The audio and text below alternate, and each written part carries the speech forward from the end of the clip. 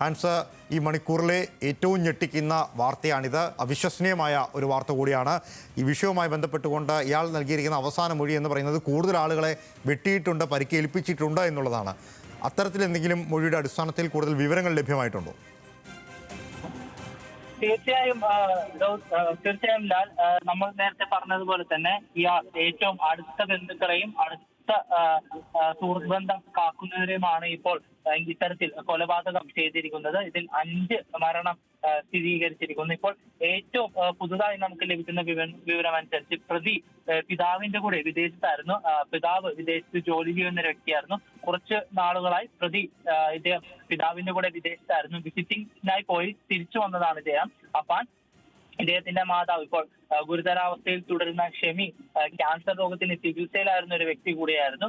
ഇപ്പോൾ മരണപ്പെട്ട അനിയൻ വെഞ്ഞാറമൂട് സ്കൂളിലെ 8ാം ക്ലാസ് വിദ്യാർത്ഥിയാണെന്നുള്ള വിവരങ്ങളും വരുന്നുണ്ട്. ഇതിനുശേഷം ഈ പ്രതി ഈ സംഭവം കൃത്യം ചെയ്തതിനു ശേഷം ഗ്യാസ് സിലിണ്ടർ തുറന്നുവിട്ട ശേഷമാണ് പോലീസ് സ്റ്റേഷനിലേക്ക് പോയത് എന്നുള്ള ഒരു ഞെട്ടിക്കുന്ന വിവരം കൂടി ഇപ്പോൾ പുറത്തേക്ക് വരുന്നുണ്ട്.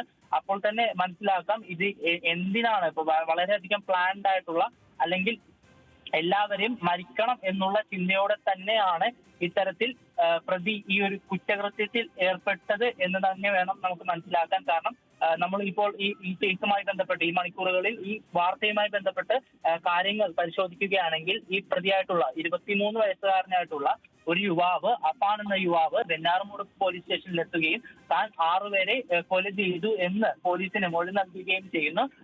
കൂടാതെ ഈ പരിശോധനയിൽ ബന്ധുക്കളും നാട്ടുകാരും ഇദ്ദേഹത്തിന്റെ വീട്ടിലെത്തുകയും വീട്ടിലെത്തി ചെല്ലുമ്പോൾ അമ്മ ഷെമി, ഇതിനോടൊപ്പം തന്നെ ഇയാളുടെ പെൺ സുഹൃത്ത് സഹോദരൻ 8ാം ക്ലാസ് വിദ്യാർത്ഥിയായിട്ടുള്ള അഫ്സാൻ എന്ന സഹോദരൻ, ഇവരെ 3 പേരെയും ചോരയിൽ കുളിച്ച രീതിയിൽ കണ്ടെത്തുകയും പെട്ടെന്ന് തന്നെ ഇവരെ ആശുപത്രിയിൽ തിരുവനന്തപുരം ഗോകുലം മെഡിക്കൽ കോളേജിലേക്ക് എത്തിക്കാനുള്ള ശ്രമവും നടത്തുന്നു. ആശുപത്രിയിൽ എത്തിയ ഉടനെ തന്നെ 2 പേർ മരണപ്പെട്ടതായി, അഥവാ പെൺ സുഹൃത്തും സഹോദരനായിട്ടുള്ള അഫ്സാനും മരണപ്പെട്ടതായി സ്ഥിരീകരണം വരുന്നു.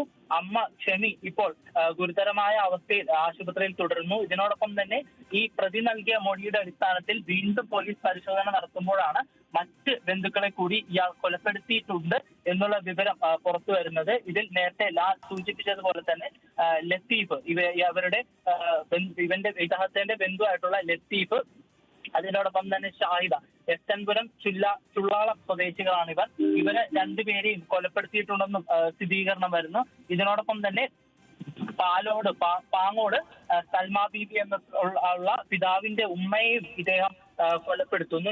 അപ്പോൾ നമ്മൾ മനസ്സിലാക്കേണ്ടത് എന്തിനാണ് ഇദ്ദേഹം ഇത്തരത്തിലൊരു കൃത്യത്തിൽ ഏർപ്പെട്ടതെന്ന് ഒരു വ്യക്തത വരാനുണ്ട്. കാരണം ഇപ്പോൾ ലാൽ നേരത്തെ സൂചിപ്പിച്ചതുപോലെ തന്നെ ഇത്തരത്തിലൊരു കൃത്യത്തിൽ ഏർപ്പെട്ടതിന് ശേഷം താൻ എലിവിഷം കഴിക്കുകയും അതിനോടൊപ്പം തന്നെ പ്രതി വീട് വിട്ടിറങ്ങുമ്പോൾ ഗ്യാസ് സിലിണ്ടർ തുറന്നുവിട്ടതായും പോലീസിനോട് പറയുന്നു.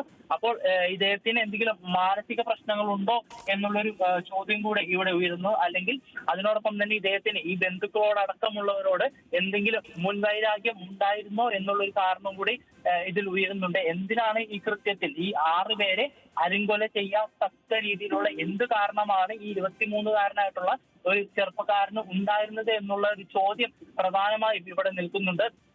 അതിൽ ഇപ്പോൾ 5 പേരുടെ മരണം എന്തായാലും പോലീസ് സ്ഥിരീകരിക്കുന്നുണ്ട്. നേരത്തെ ഞാൻ സൂചിപ്പിച്ചതുപോലെ തന്നെ അമ്മ ഷെമിയാണ് ഇപ്പോൾ ഗോകുലം മെഡിക്കൽ കോളേജിൽ ചികിത്സയിലുള്ളത്. ലാൽ.